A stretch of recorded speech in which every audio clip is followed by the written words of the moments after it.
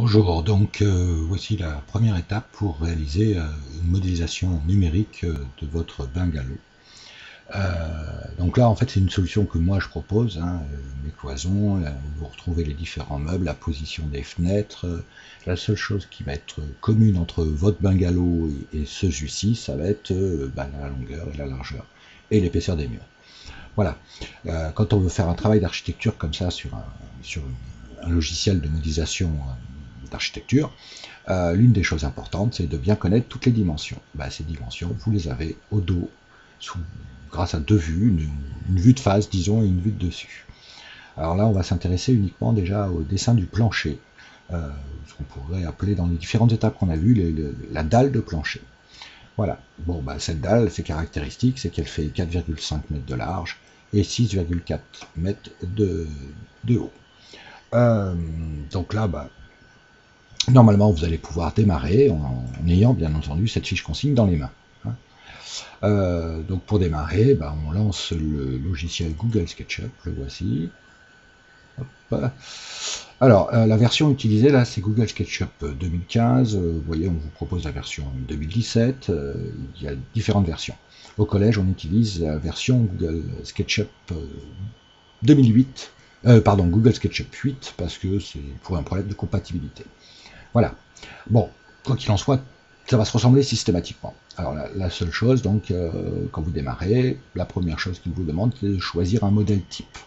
Ici, modèle type, il est déjà choisi, mais je vérifie quand même que c'est bien en mètres. Je fais un travail d'architecture. Si jamais vous voyez que ce n'est pas le cas, si on vous demande de le choisir, vous cliquez là. Et parmi toutes les propositions, vous pouvez choisir modèle de base, mètre. Petite remarque, hein, vous avez vu, il y a à apprendre, pas bon. Nous, là, on débute directement en choisissant ça. Et là, on peut démarrer Google SketchUp. Donc ici, c'est 2015. Alors, la particularité, c'est qu'on voit un petit monsieur qui nous accueille, qu'on supprime immédiatement, hein, il est juste là pour donner l'échelle. Dans la version 2008, vous verrez, c'est une dame. Alors, on voit un certain nombre d'outils, de menus. Je vous rappelle que dans les menus, en général, on retrouve les mêmes commandes que l'on nous propose sur les outils. Et puis, on voit trois axes, un bleu, un vert, un rouge.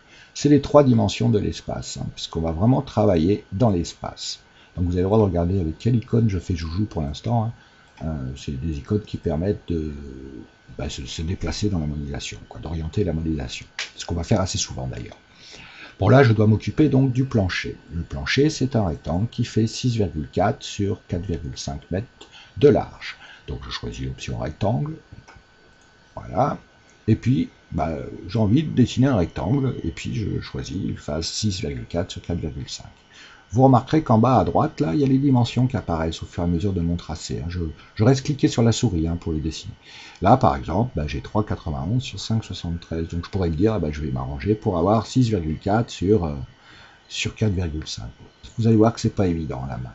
Donc l'autre option, en fait, telle que le ferait, parce qu'on a des dimensions bien définies, l'autre option, je vais vous la montrer tout de suite. Donc je fais édition annulée et je recommence. Donc je commence à dessiner mon rectangle.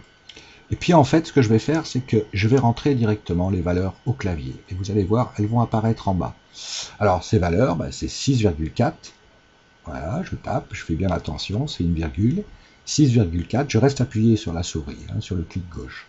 Point virgule, 4,5. Voilà, j'ai même pas besoin de préciser que ce sont des mètres, puisque par défaut, je lui ai dit que l'unité était des mètres au départ.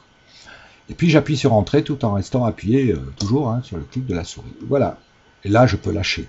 Donc la souris, je bouge un peu histoire qu'on voit mieux. Voilà, je bouge un peu. Et voilà. Là, j'ai mon rectangle qui fait 6,4 sur 4,5. Premier problème avec Google SketchUp, c'est quand j'ai fait une erreur et que je me rends compte bien après, j'ai du mal à la changer. Donc, prenez l'habitude de vérifier systématiquement ce que vous venez de faire. Bon, là, par exemple, vous voyez, il y a un outil ruban. Ça me permet de mesurer.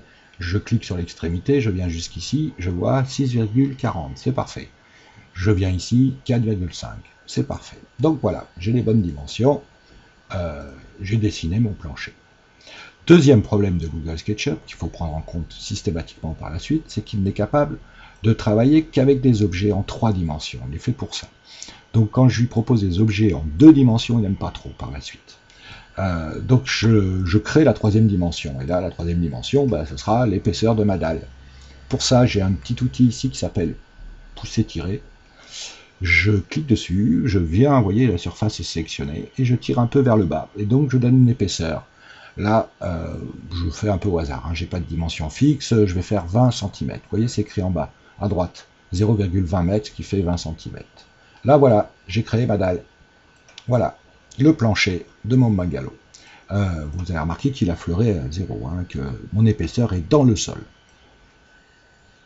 Bon, ben, à chaque étape, j'ai intérêt à enregistrer. Alors pour ça, je vous rappelle, hein, c'est comme tous les logiciels, je fais fichier, enregistrer sous. Là, je vais chercher le dossier dans lequel je veux l'enregistrer. Donc dans votre cas, au collège, ce sera votre dossier personnel, celui qui porte votre nom, si vous êtes en salle informatique. Ça peut être votre clé USB.